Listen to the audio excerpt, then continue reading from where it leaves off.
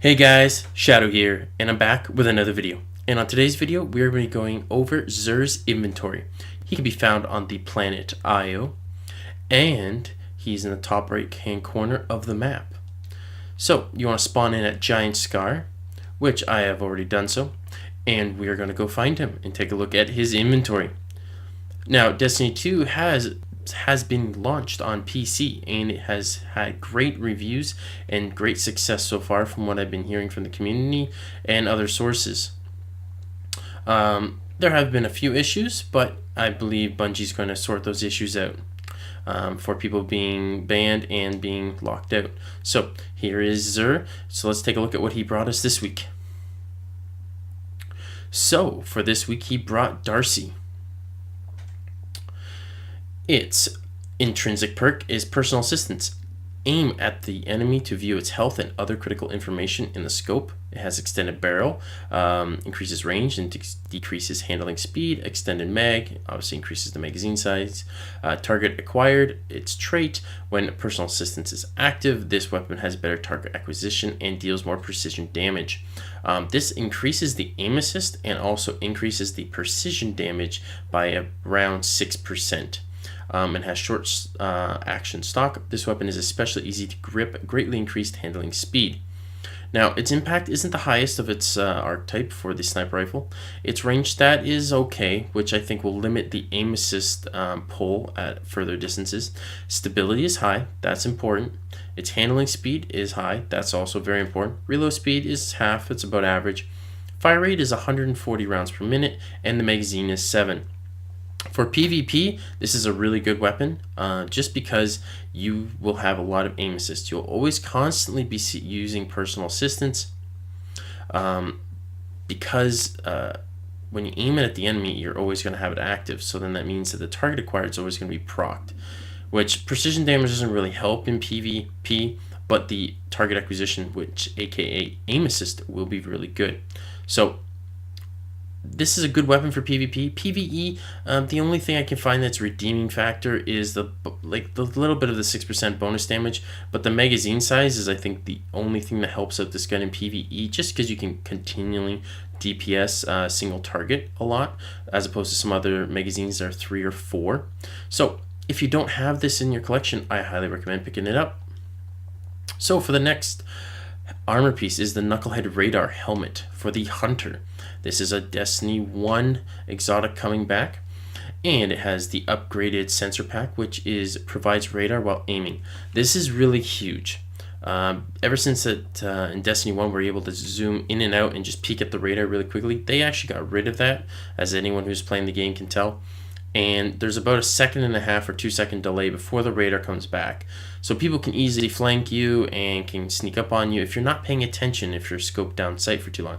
This eliminates that. This keeps your radar up the entire time, so you can aim down a sight line and make sure that if any enemy is coming towards you, you'll be able to see them and have your sights down to shoot at them instantly while keeping an eye out around you. This is really good, like I said, for PvP. But the only other one that would be comparable would be the Foe Tracer. These two ones are really good.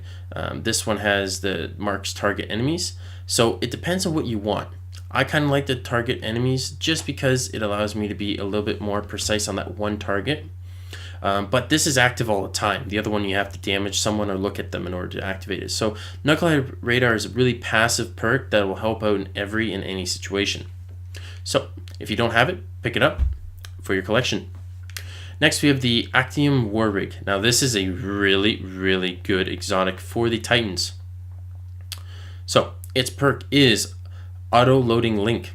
Steadily reloads a portion of your equipped auto rifle's magazine from reserve. I believe this happens every second or like 1.2 seconds, and what you end up getting back is about 10 rounds every time. So if you have the exotic weapon Sweet Business, it has a 99 round clip in it. This will extend it to about, I think, around 180, if I recall, 180 or 170 bullets of consistent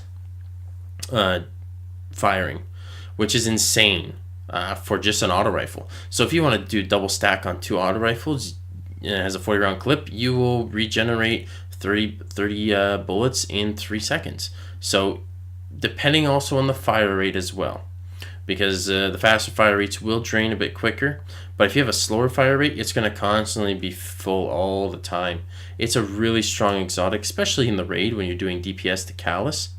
It's on level of Cold Heart, but Cold Heart, you would need the shield barricade to instantly reload. This, you can do the same thing, so when you get down to the very end, you can just crouch, pop back up, and you're completely full again and start the entire cycle. So I'd highly recommend this for PvE. PvP, it's not so much there. It's okay, it'll constantly refill your auto rifles, so you don't have to worry about reloading them, which is okay. But if you're empty and you think you have something and you only got half a magazine, it won't help out that much. But it's a little niche perk that can help in PvP. But I highly recommend picking up for PvE, and if you don't have it for your collection. So on to the next one, which is the Eye of Another World, which is the Exotic Warlock Helmet. This one is a helmet that I use consistently on my Warlock. Its intrinsic perk is Cerebral Uplink. Highlights priority targets, improves the regeneration speed of your grenade, melee, and rift abilities. So there are other helmets that are available that give you bonuses to the grenade, melee, and rift abilities, the same as this one, but you have to do something to activate it. So either get melee kills, or you have to proc void ability kills, or using the void weapons and getting a certain kill. That's pretty much how you use those ones. This is passive, so you can stand still and it will work all the time. So what I will tell anyone who is listening to this video is that the buff that these give is equivalent to one mod, pretty much. So if you have one grenade mod, one melee mod, one rift mod, it gives you that all in one package. So technically, if you want to stack more, you can with this. This gives you an extra free mod of each one. So if you want to have rift abilities up, you just increase your subclass abilities more. So you can hold, I think, 3 on the Warlock, but with the helmet, you can put one on the helmet and have this intrinsic perk on it. So you can have, I think, 3 or 4, which means you're going to get your rift back really quick.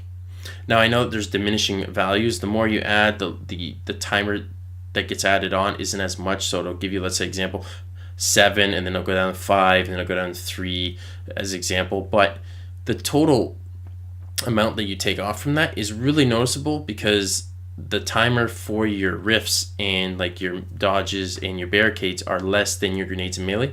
So if you are going to stack anything into it, I would recommend stacking into rift abilities, just because you're going to constantly be using them more and it'll help you out in more situations. So I would highly recommend picking up all of these this week. It is a good loot pool right now that Xur'S brought us, so I recommend everyone pick it up. But thanks everyone for watching. Hit the like button if you see fit. Comment down below. Tell me what's your favorite exotic. I would like to know what you guys think about each exotic, and or which one's your favorite and if you're using it. And subscribe if you're new to the channel and want to see more Destiny 2 content. Take it easy, Guardians. Shadow out.